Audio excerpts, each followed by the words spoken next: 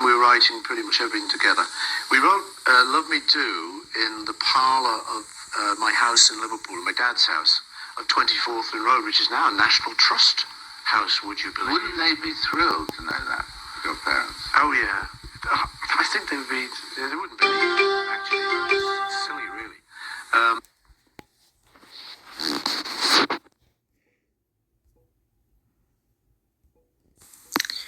I couldn't find anything.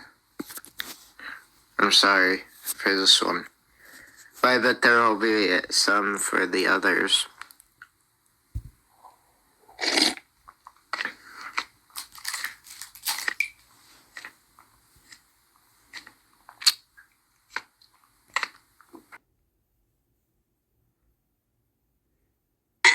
You remember when you were with the Beatles and you were supposed to be dead, and there's all these clues that, like, you'd play some song backwards and it'd say, like, Paul is dead, and everyone thought that you were dead or something. Yeah. That was a hoax, right?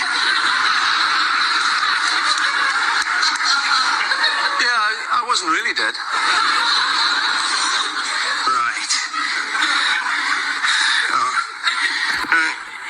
You remember Beatlemania? Where those four guys, they dressed, went on stage and they looked like you, and then they played Beatles songs, and yeah, I heard about that. That was awesome.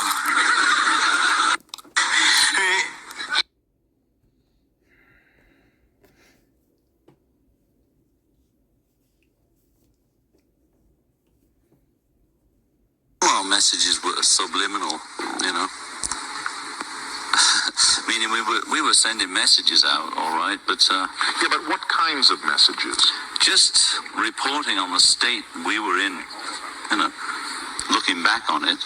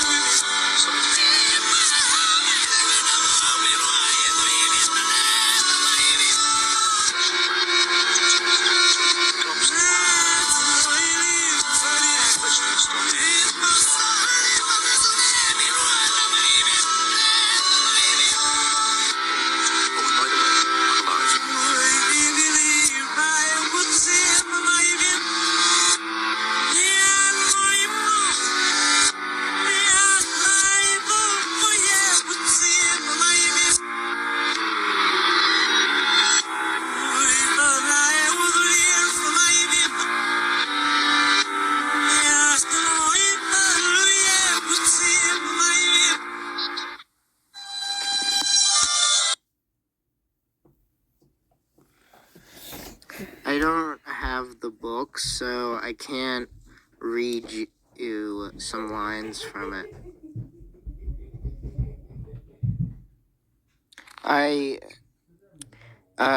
This is not real evidence. I can not say that this is real evidence because of the numerous flaws throughout the movie. But it is a good movie, a good mockumentary, and it does provide us with some information,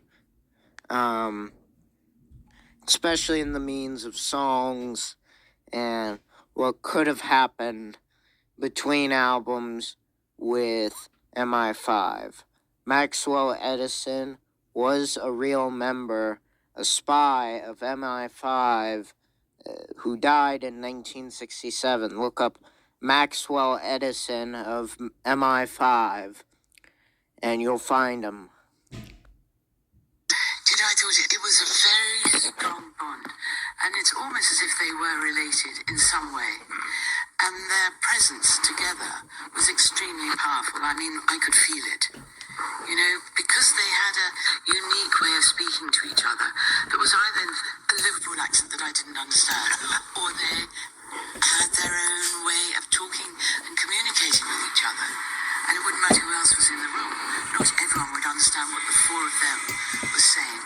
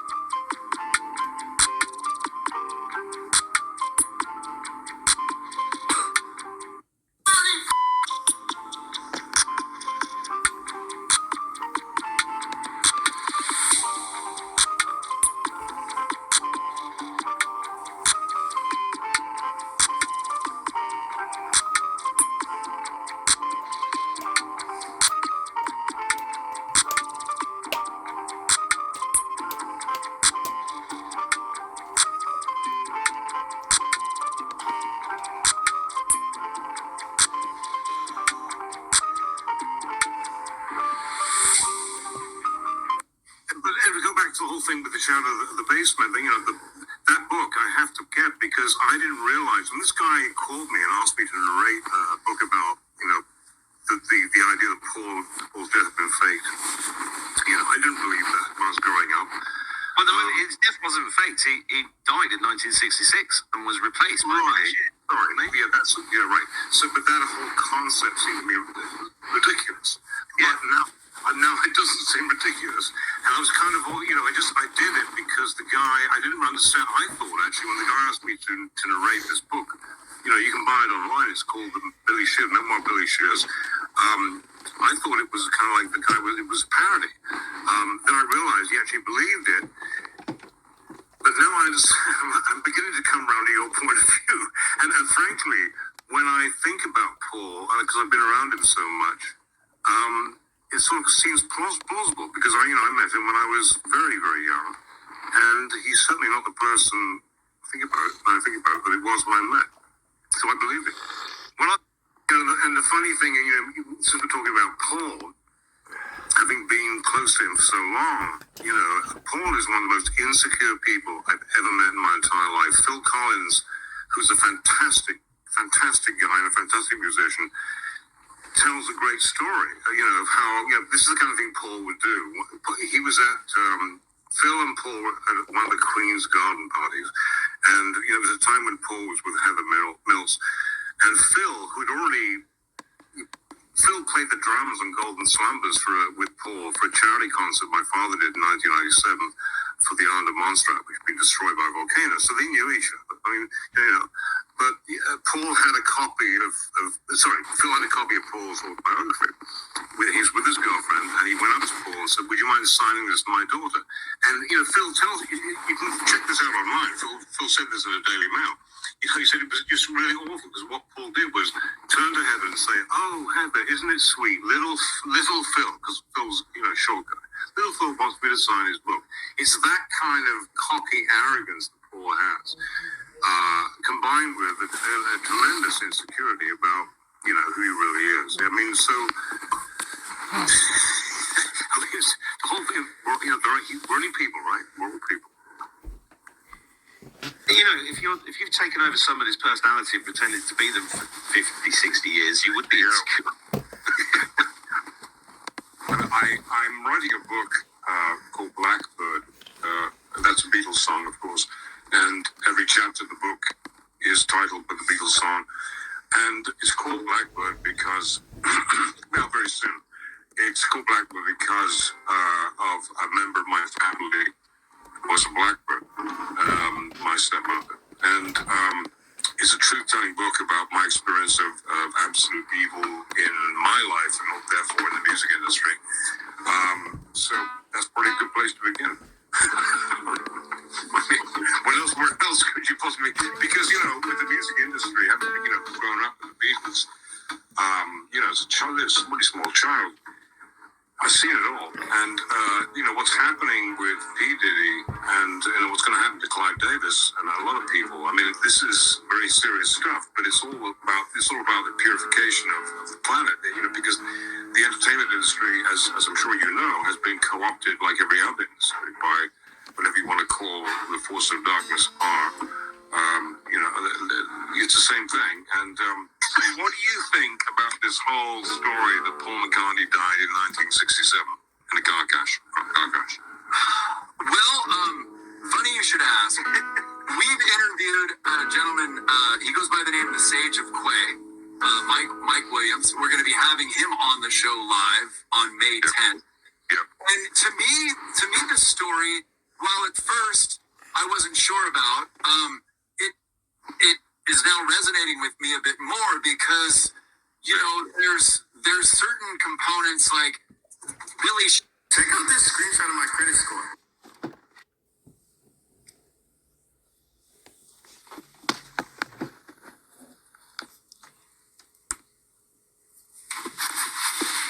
One, two, three, four. So Sergeant Pepper took you by surprise. A pretty face may last a year or two. The sound you make is music to my ears.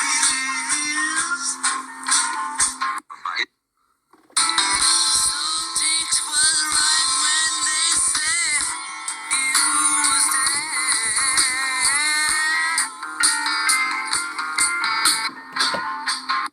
Is he your best friend? Paul? I guess in the male sex he was. I don't know about now because I don't see much of him now. Are you happy? He used to be nice, lad. He used to be very charming. Yeah, I'm not completely happy. It wasn't that we weren't talking to each other. There was so much going on, we didn't get a chance, And he was up in Campbelltown.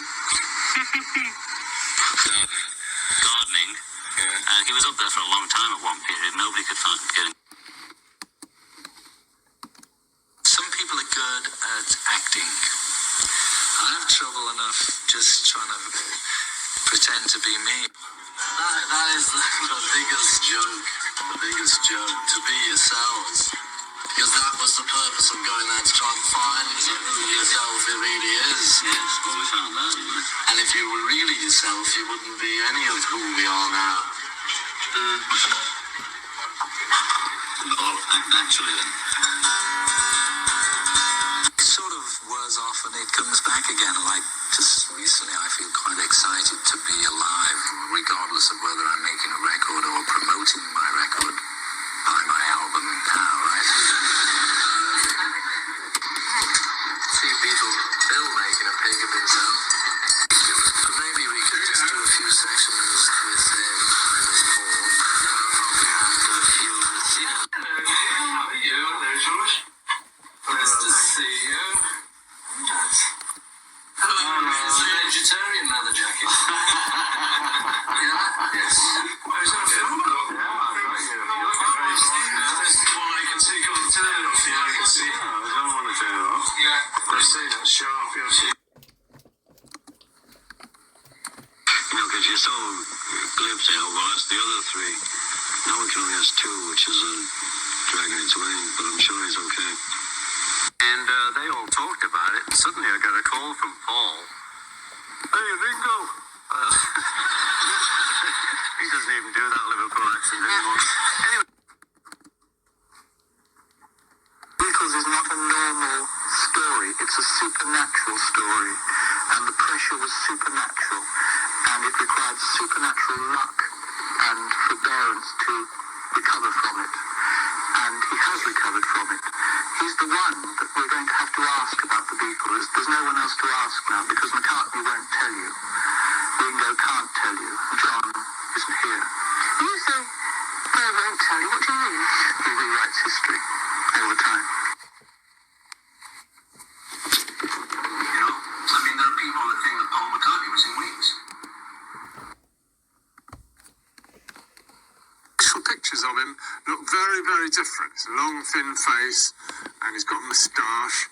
And initially, the fans don't think that he's Paul at all. He doesn't initially look like Paul. And there were an Italian couple who seem to be experts on facial physiognomy who did an analysis, and they claimed that they could show that the new photographs showed a different skull and facial structure and different teeth structure and different ears between the new guy and the old. And they published that forensic analysis in something called the Italian Wired magazine. How you doing? How you doing, baby? Good to see you. Hi, good to see you. Good to see you. Thanks. How you doing, baby? Good to see you. Hi, good to see you. Yes. At that moment, not to go, you know, who wrote A Hard Day's Night? You know, so I said, I talked about his album 1980 and the song Tug of War, and I said, you know that lyric in the chorus, one day we'll stand up on top of the mountain with our flag unfurled, but it won't be soon enough, and he just lit up. He just lit up. Oh, that was a song, you know, I thought it was a picture of a big flag, you know, on top of a mountain, you know. And then that was it. That was it. We were fast friends after that. So I think with Billy, people like it. If you take one of his obscure songs or obscure album and be very specific about a lyric that he wrote, people love that. You know, it'd be the same thing with Slayton. If you brought up some obscure bit from 20 years ago, yeah, you like that, huh? That was good. So right. He just lit up. Oh, that was a song, you know, I thought it was a picture of a big flag, you know, on top of a mountain, you know. And then that was it. That was it. We were fast friends after that. So I think with Billy, and then that was it. That was it. We were fast friends after that. So I think with Billy, Billy.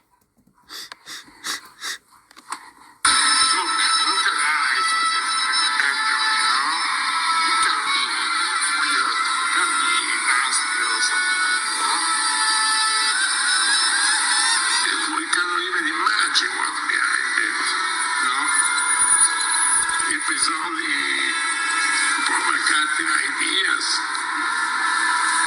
then we can accept it, you know.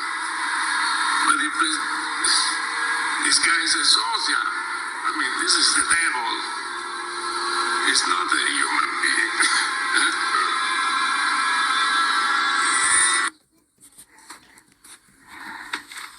What was it like playing with Billy Shepherd instead of fucking Paul McCartney? Billy Shepherd. I don't know. Billy Shears. Billy Shears Campbell. Thank you. That's all you had to say, my friend. What's it like to do what? It's lovely. Hello, excuse me. I've got to say hello to my friend. Hello. You're all right. Thank you. We're going to go on away. We're going to go on there. Thank you. Thank you.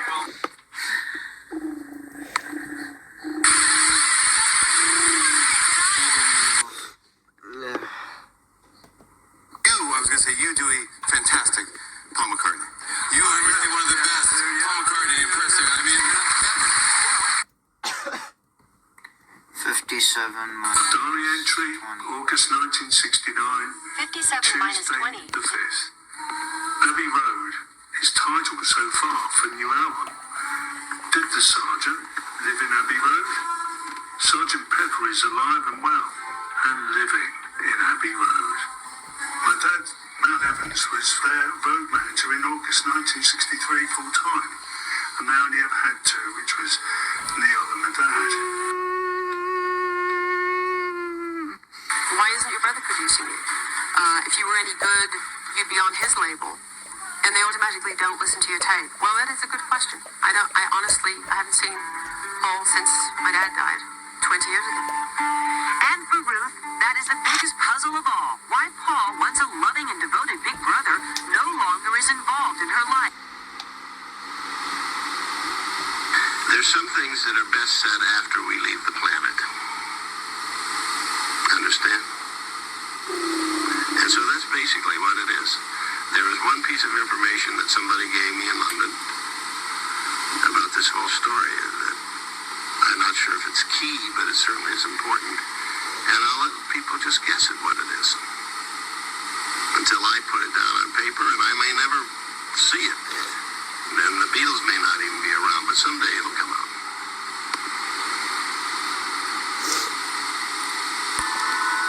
I was at the engagement party for Jane Asher and Paul McCartney.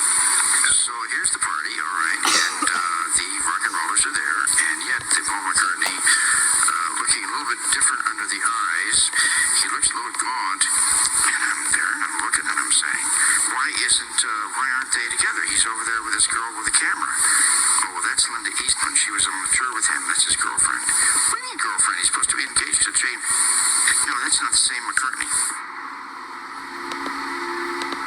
It's not the same guy. McCartney situation is real. They replaced him with somebody special and did some plastic surgery. Calipers on the bridge of the nose will show that there were not one but two. Really telling us that the original Paul McCartney was not the later Paul McCartney, that there really was a double. It really is more like it. Come on! It's the best Paul McCartney we've had. Refined, cleaned, grown. If you've got pink salt, apple cider.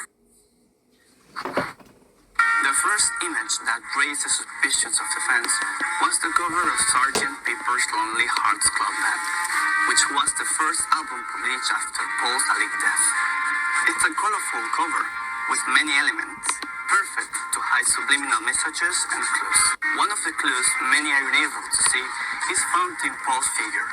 Over his head, one of the many characters that crown the cover of the album raises a hand. This is an oriental symbol of death. Also, Paul is carrying a black instrument, while the other members of the group have golden ones. We also have Abbey Road, where both appear barefoot, which is the most famous one, but also... Some people are good at acting.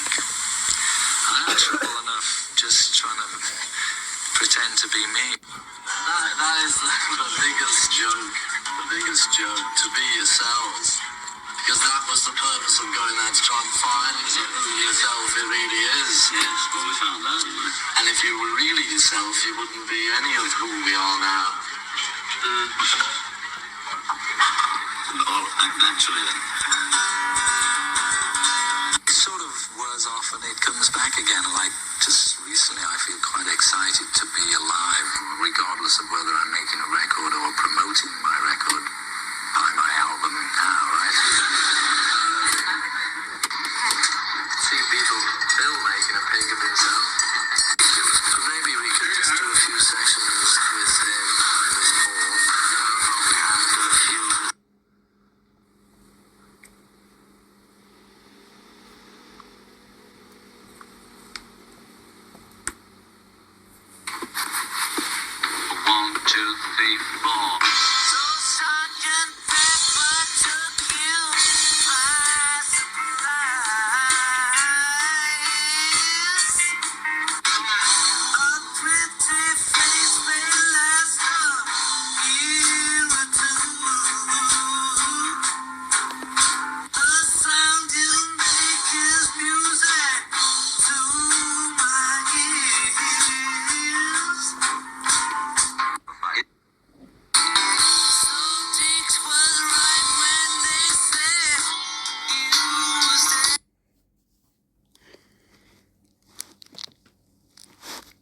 Hey guys, I want to start out. Yeah, I know I have glasses on. These aren't new. I want to start off this video by asking for you guys not to put slurs and swear words in the comments. Thank you. Alright, let's get into it. Can anyone watching this video right now explain at which point exactly did people start to believe Paul died in 1966? I've read... Okay, so it began kind of in 1967, you know, that. But my mind says December of 1966 because there's one article that says it's not true that Paul McCartney had, like, for some reason, like, slid on ice or something in London and died. I don't know. It's just, yeah. So much lore about this rumor, but I just don't know why it even became a thing. Because apparently, Paul had some health issues earlier that year. And that's it. No, really, it's so confusing, especially because the theory itself is very well put together. I know it sounds silly, but please, take the time to read some of the connections fans made. It's very well put together. This isn't, like, contributing to conspiracy theory, it's just me commenting. This video is just gonna be me commenting on it and talking about it. This might be the third video where he has talked about. He has made 3 Paul's Dead videos.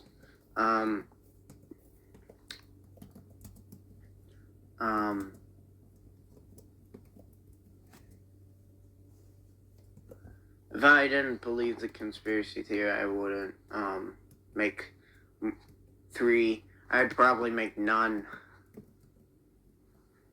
Imagine if I didn't know this conspiracy theory, I probably wouldn't have gotten into the Beatles, which is crazy. Anyway, way off track. I might have ADHD. I wonder where the name ADHD comes from.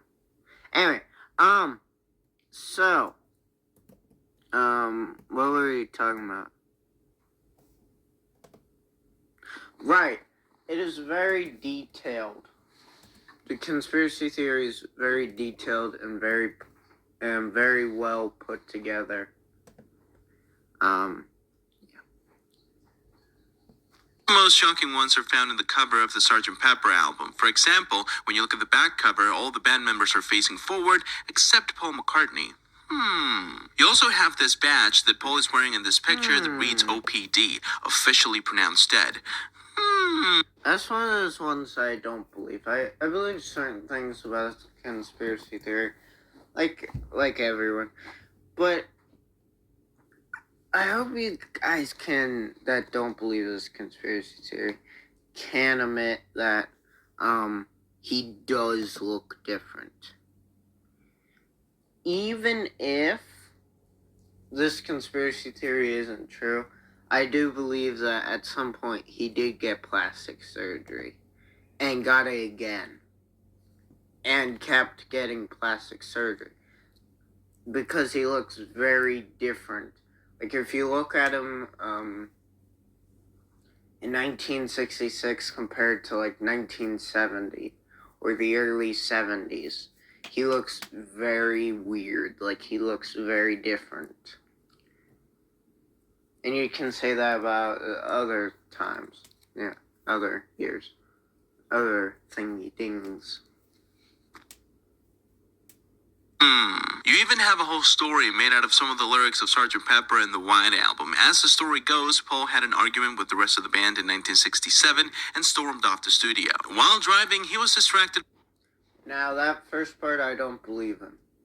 Because John Lennon, well, it couldn't be the whole band. It could be George Harrison and Ringo Starr, but it could not be John Lennon, because at the time, he was recording a film, I believe, about World War I, World War II, I don't know, one of the World Wars, and it was in Spain. So, yeah. So I believe that he had an argument with manager Brian Epstein. And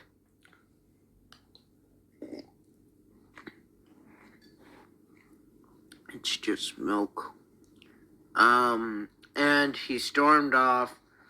So after getting in a fight, I don't really want to get into details about what song or what choice or whatever, because you can't really know.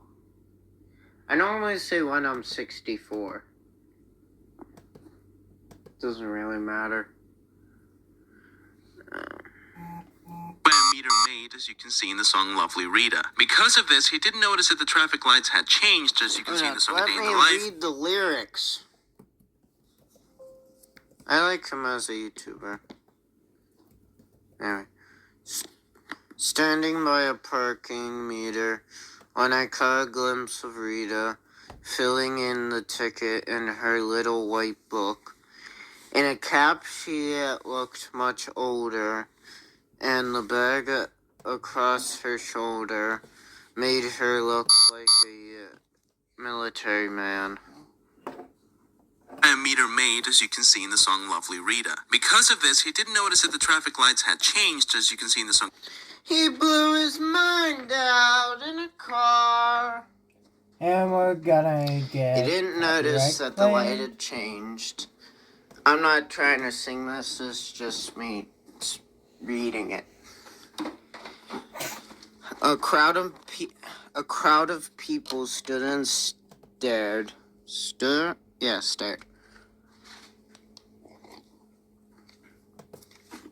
They'd seen his face before. Nobody was sure that he was really from the House of Cards. That was me singing.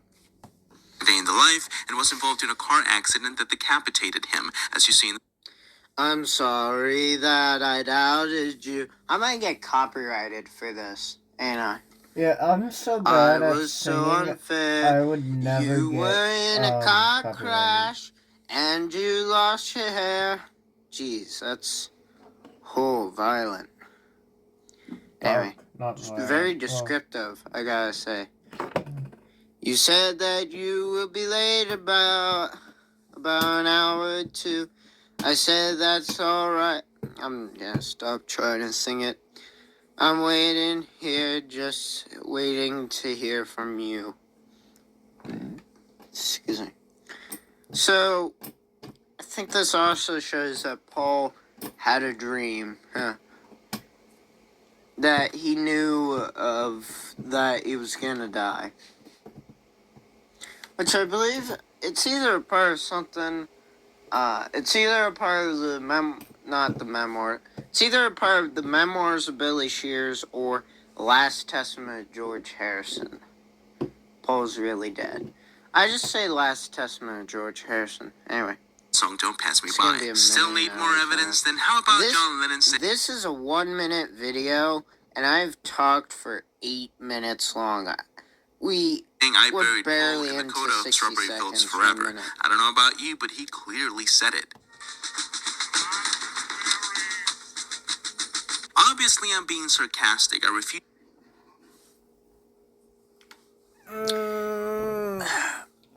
You just need to turn off the volume. But it is very hard to hear. But the thing is, I don't think he said cranberry sauce.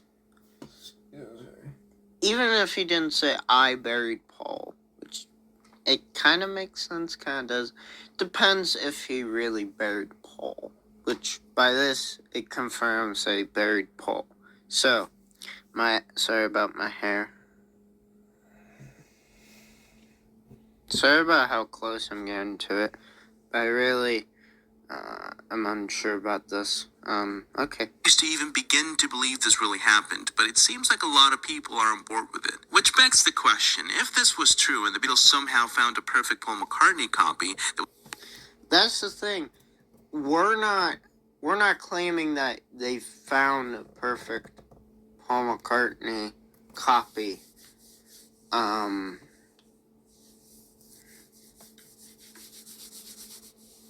we're saying that they found a copy that was able to sing. Like, he didn't need to sound like Paul McCartney. But they needed to change him enough to look and sound like Paul McCartney. Was able to sing and write songs as well. Why the hell would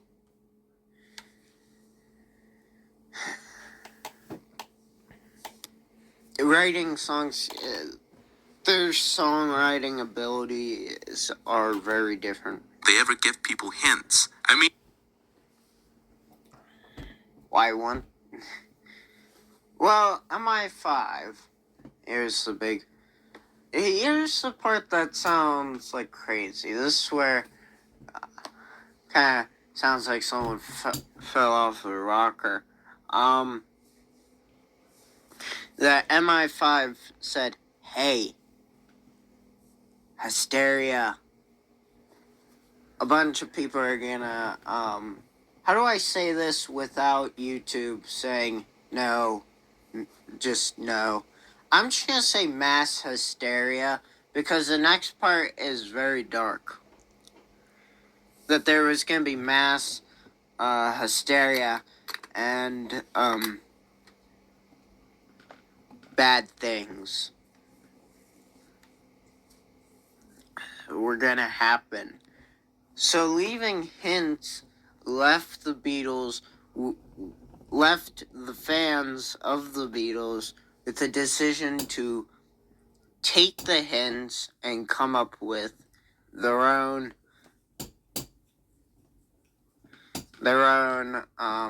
conspiracy theory. you pretty much pull the perfect crime and you're just going to... Wait a minute. Is he barefoot?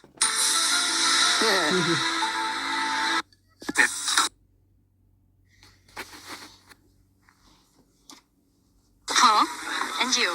Yes? What did you want to do before you became a Beatle? Nothing. I didn't want to do anything else. Honest. The last time you were here, we talked about your youth and the hard time you had and all. Kind of many of us were in tears throughout. So I'm not going to drag you through that again, but I just thought, when you went to school, when you were in school, you didn't go up to your careers officer ever and say, well, what do you want to be, McCartney? I want to be a singer-songwriter. No, I didn't. I wanted to be a teacher. At the time, it was the only thing I had qualifications to be. Nothing. I didn't want to do anything else. I wanted to be a teacher. Well, did you try and stop him from playing the guitar? No, I didn't try to stop him. In fact, it would have been impossible because he was a young man who knew what he wanted to do, and playing the guitar was from probably the age of 15 an obsession with him.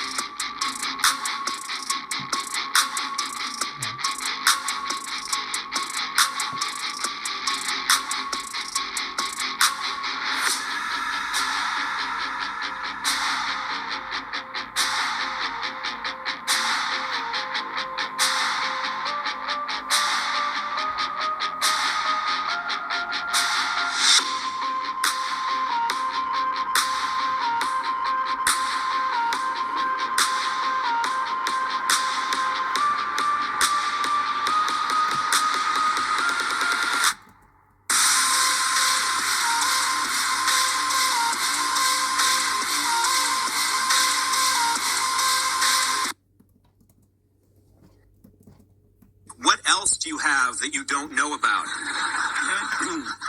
That's another story.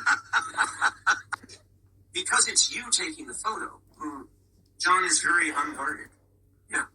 I think that's the thing I noticed getting these photos back. That it's just, it's as if I'm not there. So. In the Beatles story, some things happen, and some very important and very interesting things happen. And this is one of them. Now, I understand that this is part of my Paul's Dead series, but this isn't necessarily part of the theory or technically kind of part of it. It's more a Beatles story and a point that I'm trying to make, it, which is if they were willing to replace Ringo, why wouldn't they be as willing to replace Paul? So, sit back, relax, and please try and listen to this story. I believe it was 1964. The Beatles were on tour at the time, and they were in the studio at the beginning of the story. Ringo had collapsed. He had fainted. They rushed him to the hospital, and they said they had something wrong within his stomach. He had might be related to his childhood, like how he had problems with his stomach during his childhood. Might be similar to that. But they couldn't. John, George, and Paul considered canceling the tour. They didn't want to do it without Ringo. But George Martin and Brian Epstein, it's pronounced that way, not the other way. Okay, they said to the Beatles, John, Paul, and George, hey, let's replace Ringo. And they didn't want to do it, so Brian had to keep trying to convince them and go on and on and on. Sorry, I get sued for this video, I swear.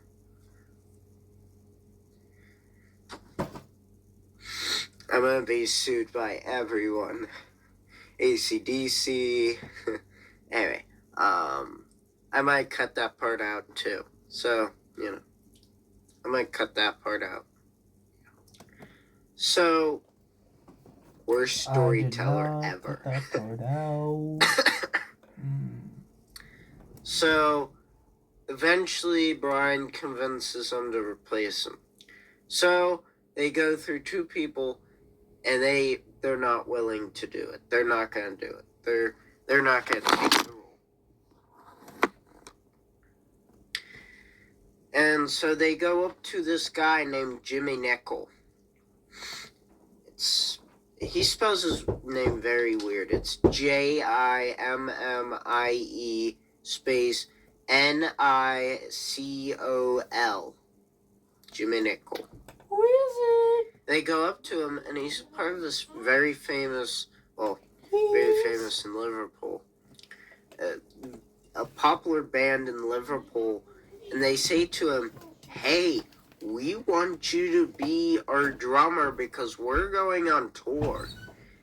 And Ringo's not able to do it, and so they filled him in the studio. And so he goes on tour with them. It's great. Finally, their last stop, they hit Australia. Australia, mate. I'm getting sued by the Australian government. So, $1,000 dues. Sorry. And so, they're in the apartment, they're in the hotel, after the show, and they get a call, and for a while at that point, Jimmy knew that his time was eventually going to be up. But he had this kind of, I don't want to say egotistical or narcissistic, because, not nice words. And hey, Jimmy Nickel, if you're still alive and if you're still out there, I'd like to talk to you. Because you'd be like 70 now. Actually, Alexa, when was Jimmy Nickel born? This is not going to get the right Jimmy person. Nicole was born on August 3rd, 1939. The one guy who drummed for the Beatles at one time? Jimmy Nicole filled in for Ringo Starr in 1964. She pronounces it wrong. So, 1939, 25, so, that's like 100. So, 2024, never mind. He's probably in his 80s. If he's still alive, he might be dead. I think he's probably dead. He's alive. I think he's been dead since 2005. I think that's the most likely thing. Anyway, so Jimmy Nickel, he goes into a hotel, and there's Brian. For a while, he was thinking, hey, he understood that he would eventually be replaced by Ringo, because it was a temporary thing. But he eventually got himself into this mindset of, I'm not going to say it's egotistical or narcissistic, but it's interesting, let's say that. Hey, maybe, he thought, hey, maybe the Beatles, maybe they're going to keep me and get rid of Ringo, which is not what they did. And eventually Brian tells him, and he gets the award and some money, I think, and he leaves. He leaves the apartment, and all of them are sleeping, and no one replies. And then there's this sad photo of him alone in this airport, just sitting in the lobby with his suitcase, trying to go back home, and eventually does. He starts his own band, and they are not popular in any sort of way. So,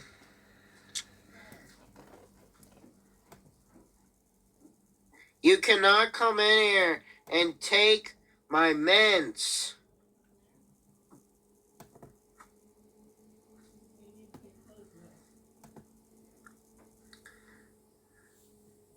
So,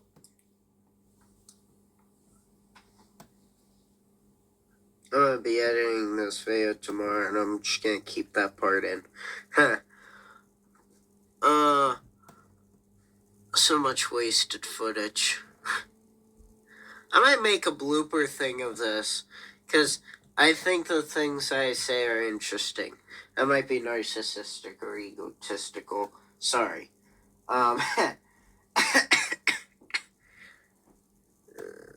Anyway, so Jimmy Nickel,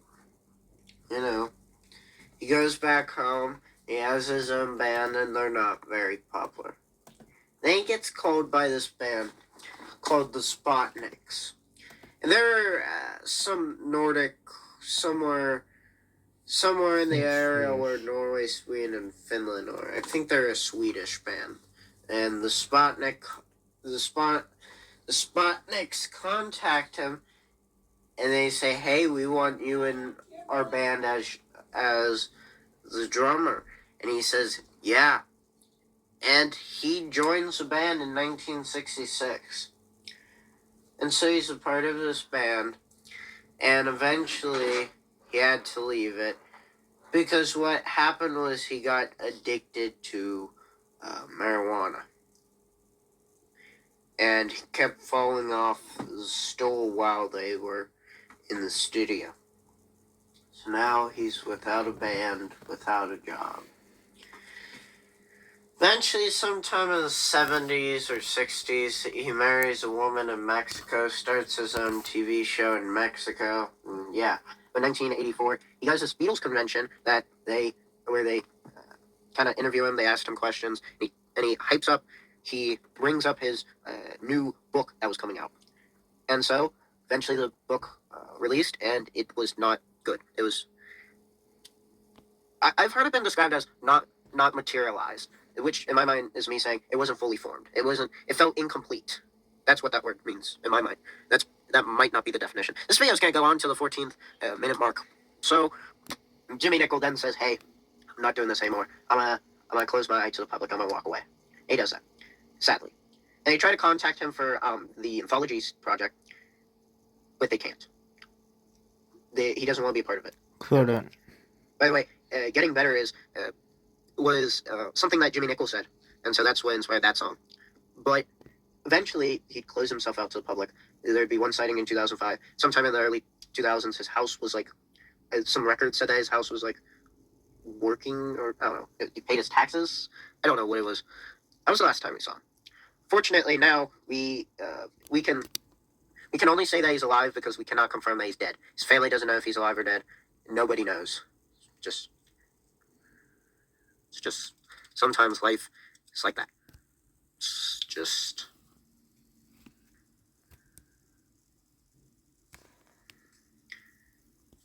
Sometimes people are successful. Sometimes people aren't. He didn't fail.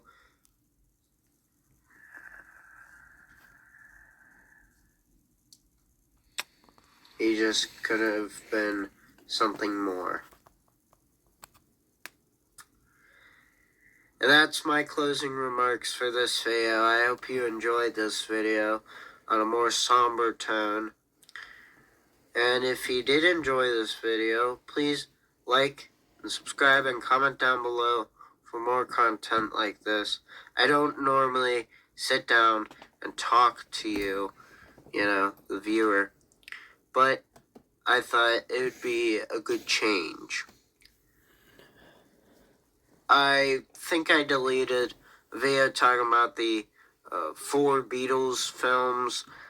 I might remake that video, make it different, talk about it more, but that may be a future video.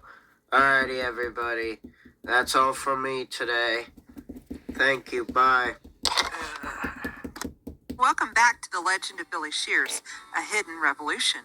Thanks for joining me, and remember to like and share. Remember, The Legend of Billy Shears videos are directed towards an intermediate to advanced audience in the Beatles and Paul is Dead conspiracies.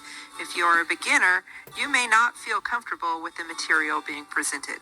For this video, you will need to understand that biological Paul McCartney died in 1966 and was replaced by a person who I call Billy Shears. This video examines who Billy Shears really is, where he came from, and who his biological mother really was.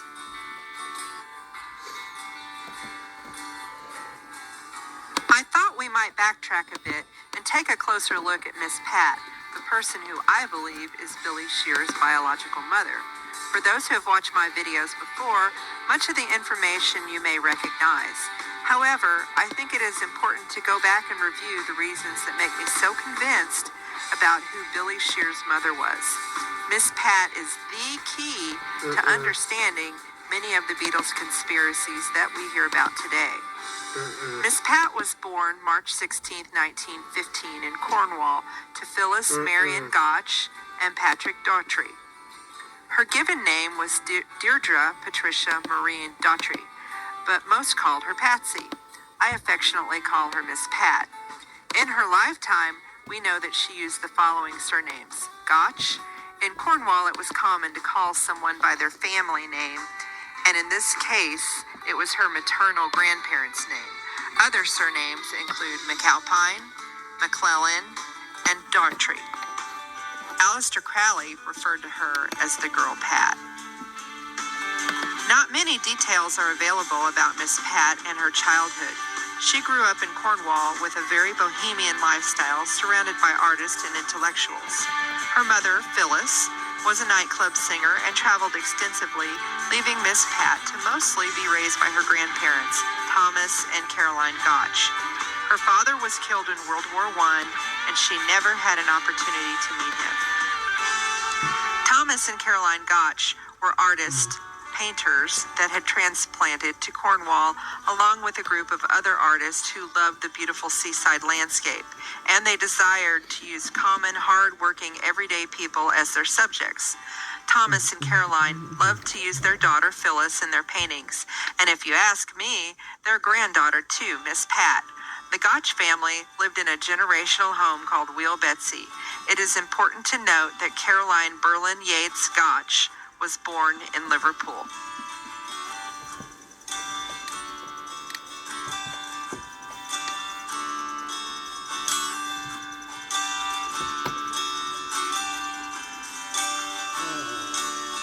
I believe that Miss Pat was named after the Irish mythology tale of Deirdre of Sorrows, whose life was foretold to bring sorrow, particularly through love.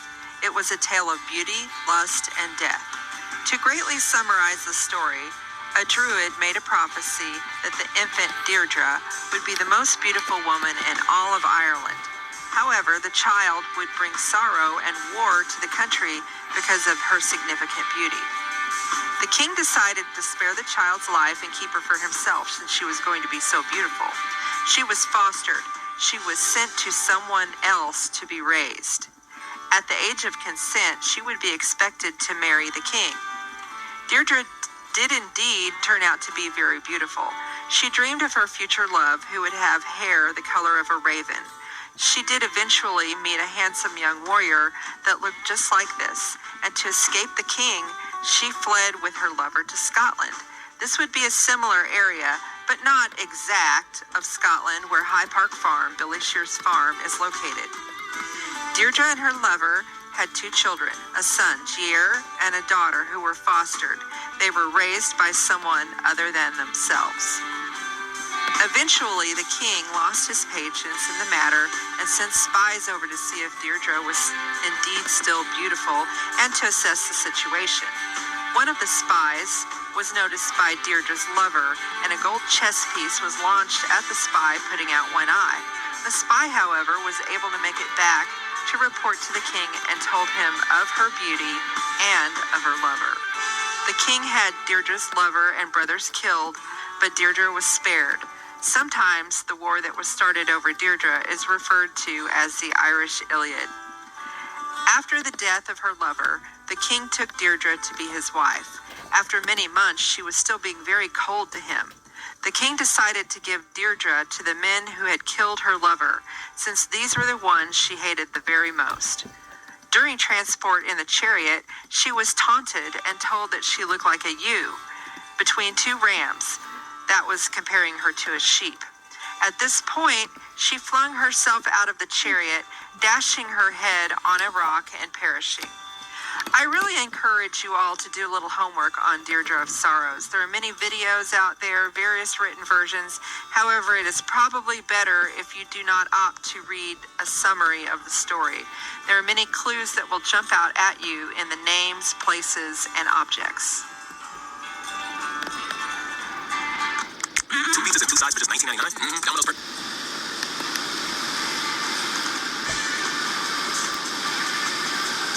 Like her father, Miss Pat's first husband, intelligent agent Captain James McAlpine, died in April 1941 while serving in World War II. We know that Miss Pat had a baby in May 1939 after a new child ritual with Aleister Crowley. The relationship between the two is well documented. Miss Pat and Crowley remained friends throughout his life, and she was at his bedside when he died. Now remember, we do know from the book Memoirs of Billy Shears that Billy Shears was born in 1939. This baby was named Randall Gier by his mother. Note the middle name is Gier. That's a name from the Sorrow story and translates to gear, as in McGear. He was called Alistair Ataturk by his father.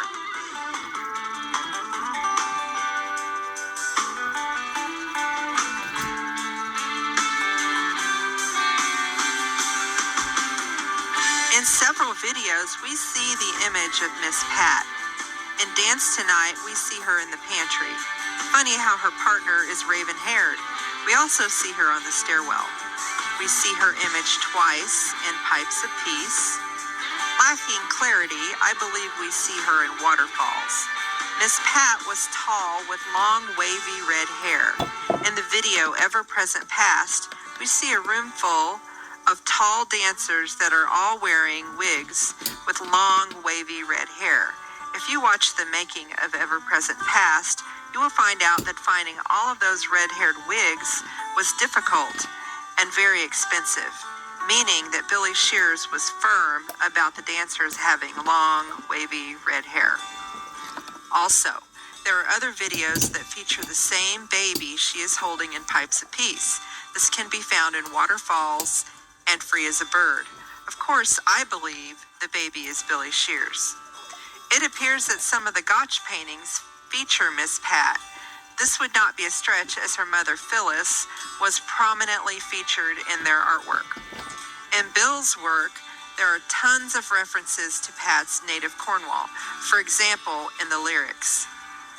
The photo behind Bill's desk is of Cornwall and was likely taken from a nearby stone circle. The photo of Crowley on the rocks with young Ataturk, also known as Billy Shears, was taken in Cornwall. I wonder if Pat was the photographer of this photo. Also, the revisiting of the rock during the filming of Magical Mystery Tour on the beach in Cornwall. Yes, that is the same rock. The Magical Mystery Tour was Billy's homecoming to Cornwall. Then we have Egypt Station, a nod to his mother, Miss Pat, who served as a base cipher officer in Egypt during World War II. She was stationed there and had her grandmother and 3 children in tow. Finally, how much she looks like Bill. Please remember, it tells us in Memoirs of Billy Shears that Billy had plastic surgery done on his nose and his chin so that he would favor biological Paul McCartney more.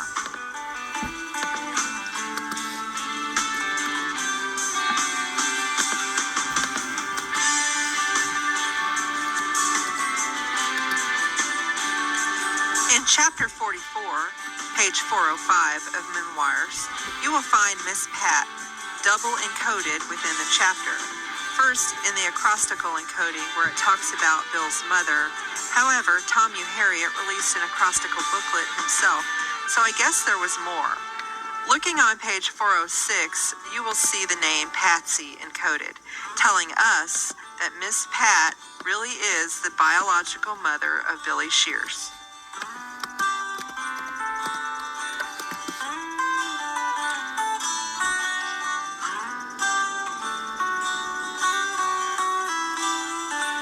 In 1933, Miss Pat was presented as a debutante in Buckingham Palace. This suggests a background of privilege. Prior to her relationship with Crowley, she was in a relationship with Major Robin Thynne. He was much older than her, and they lived together in the village of Paul, Cornwall. They both had a love for the occult and occult studies. It is through him that she likely originally became acquainted with Aleister Crowley. When hearing that Crowley was involved in a lawsuit, she traveled to London to watch the trial and met with him afterwards, where they decided to have a moonchild ritual and produce a baby.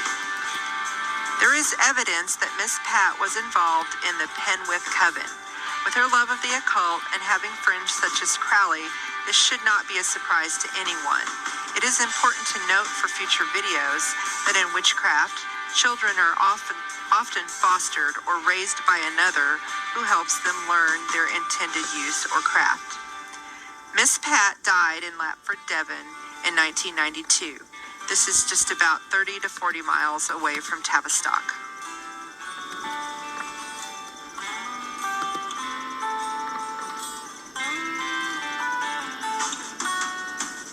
So what do you think about Miss Pat? Have I proven my case that she is the biological mother of Billy Shears? There is much more information, but I am going to try to do shorter videos about each family member or significant player in this conspiracy and how they fit into the puzzle. If this were a game of tic-tac-toe, Miss Pat would occupy the center square, as most roads seem to lead back to her. I invite you to watch as I uncover more about Billy Shears, who he is, and how he is still today conducting a hidden revolution. If you enjoyed today's video, please hit the like button and share it with your Beatle conspiracy friends. I routinely disable a comment section. However, you are welcome to email me at legendofbillyshears@gmail.com.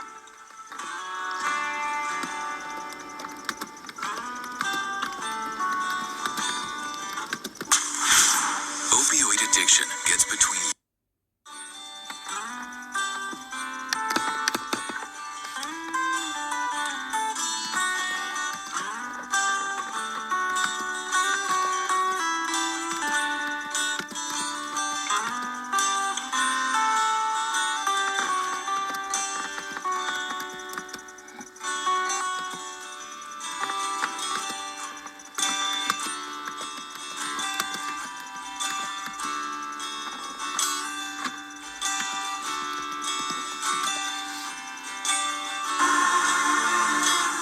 In 1934, Crowley began a libel case against a writer who described him as a black magician.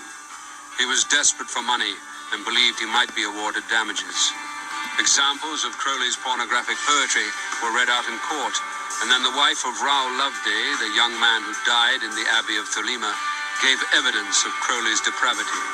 The judge was appalled, saying that in 40 years of justice, he had never heard of such wickedness. Crowley lost the case and ended up bankrupt. But even after such a humiliating defeat, his extraordinary magnetism was undiminished. After a court case that Crowley loses, a young woman called Deirdre McCallum comes up to him and says, "I want to have your child," basically. And Crowley agrees, and they go off together, and they perform a ritual to have a magical son, a sort of a magical heir for Crowley. And they perform various rituals, and they do have this son, and his name is Alistair Ataturk. Well, after he took me in his arms on the doorstep, that beastly lodging which had lace curtains at the window, I don't know where it was now, he said, "I want you and I want your child." Well, I wanted a child, and I just started from there. Then he came round and saw me off. He had to give up drugs. Pretty well give up drugs for 6 months, 3 months, because he couldn't conceive very easily. Well, I suppose I conceived the other thing.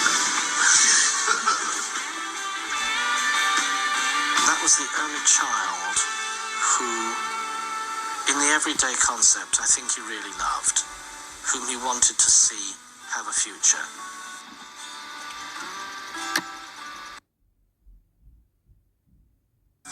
Hey everyone, welcome back to The Legend of Billy Shears, A Hidden Revolution. Thanks for joining me, and remember to like and share. Remember, The Legend of Billy Shears videos are directed towards an intermediate to advanced audience in the Beatles and Paul is Dead conspiracies. If you are a beginner, you may not feel comfortable with the material being presented. For this video, you will need to understand that biological Paul McCartney died in 1966 and was replaced by a person who I call Billy Shears. This video examines who Billy Shears really is, where he came from, and who his biological father really was.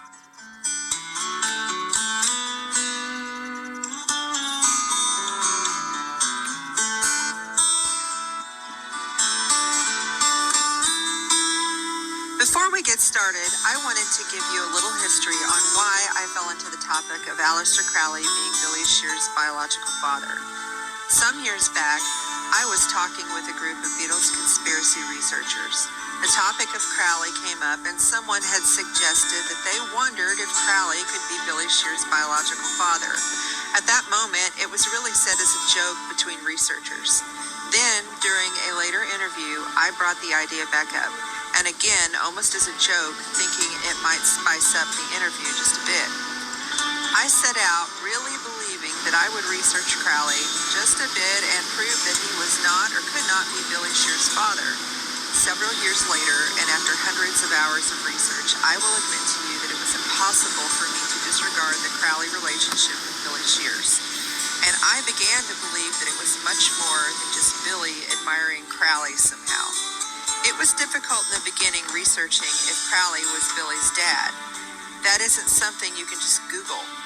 Eventually, I realized that perhaps it was easier to figure out who Billy's mother was, which I discussed in the previous video entitled Miss Pat, Is She Really the Mother of Billy Shears?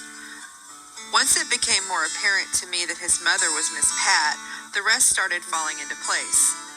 In short, it likely would have been too much for the public to know that Billy Shears was the biological son of Aleister Crowley.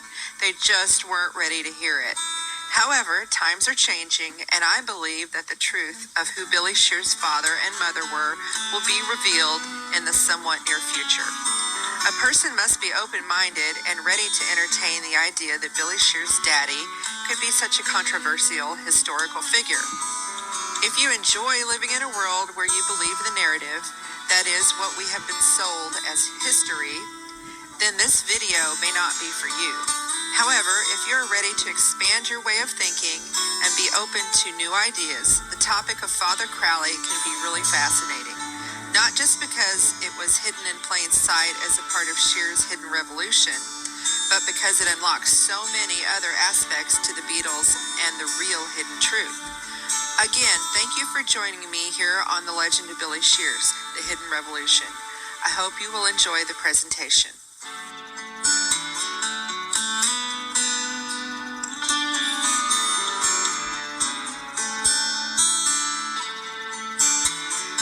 Edward Alexander Crowley was born October 12, 1875, in Royal Leamington Spa, England.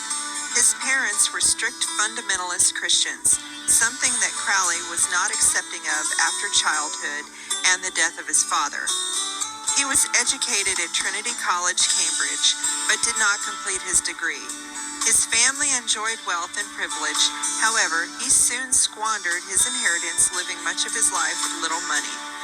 Crowley became a prominent figure in the occult, known for his writings on magic, that would be magic with a K, his involvement with the Golden Dawn, OTO, and being the founder of Thelema. He was the author of several texts on mysticism, magic, and philosophy, including the Book of the Law, with an unofficial tagline, "Do what thou wilt shall be the whole of the law." It is well known that Crowley was into heavy drug use, sexual exploration, and excelled at mountaineering and chess. It is suggested that he was an intelligence officer or served the intelligence community in some capacity for England during World War II. Some suggest that the villain character in the James Bond Casino Royale was based upon him.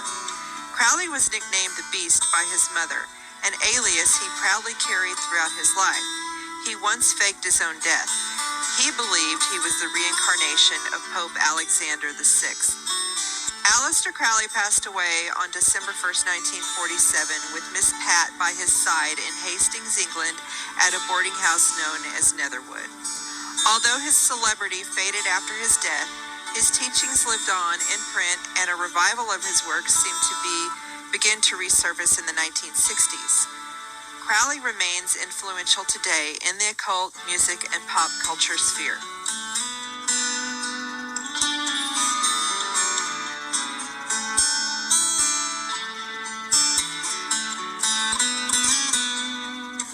In order to understand that Billy Shears and biological Paul McCartney are not the same person, it is imperative to understand that Billy Shears was born in 1937 and that biological Paul McCartney was born in 1942. That's right, Billy is 5 years older. How do we know this? In the book, Memoirs of Billy Shears, it straight up tells us that Billy is 5 years older than Bio Paul. However, Memoirs is a work of historical fiction, meaning that there is at least some information contained within those pages that is not truth. So we look for another source to corroborate that information. Strangely, the source is Billy himself in the movie Magical Mystery Tour, where he is quoted as saying, "I myself am 30, but look younger." Remember, Magical Mystery Tour was Billy's homecoming to his native Cornwall, where he lived as a young child. There are subtle and sometimes not so subtle clues throughout the film and photo shoots of those days in Cornwall with regard to Billy. Once we have established this through Billy's own testimony, that Billy is indeed 5 years older, we can start looking at who his parents were. It is well documented that Miss Pat had a relationship with Aleister Crowley that produced a son in May 1937. In a television interview which can be found on the prior video about Miss Pat, she confirms that she indeed did have a baby with Aleister Crowley. Crowley wrote a letter to his son and mentioned his son, referencing him by name or age in a few other writings. Billy was conceived as part of a moonchild ritual between Pat and Crowley in August of 1936. He was born Randall Gier Daughtry and was nicknamed Aleister Ataturk by his father. Remember that Gier was the name that we talked about in the previous video going back to the Deidre of Sorrows myth.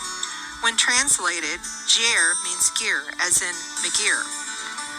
Remember, Billy has referred to his son James as Young Turk. Could that be short for Young Ataturk?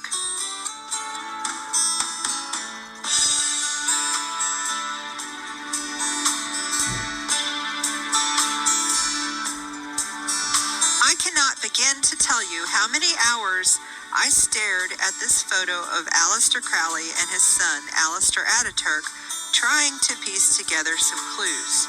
For years, I saw nothing significant. A rock, a child, a man, a dog, sand. One day, while making a video, I happened to put one photo from a day at the beach in Cornwall during the Magical Mystery Tour next to the rocks photo and went back and forth looking at them.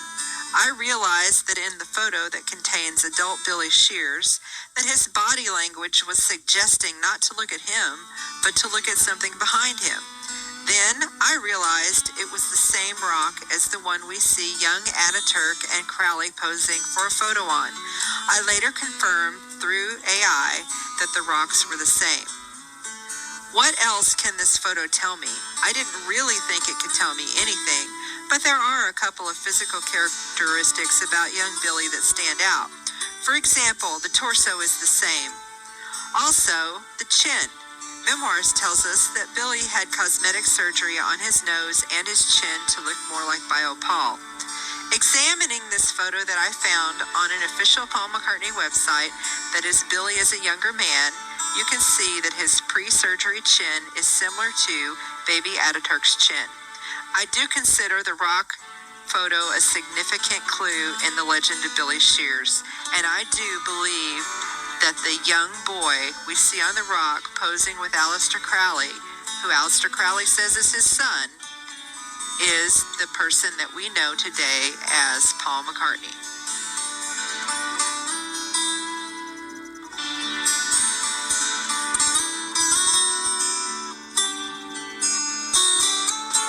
Let's not forget the Sgt. Pepper cover. Most everyone knows that Crowley appeared on the cover, but so did a lot of others. However, looking at this pyramid-style photo of the Pepper cover, it shows Crowley at the top of everything. OTO symbols and the A symbol similar to Crowley's own signature. Aleister Crowley is Sgt. Pepper.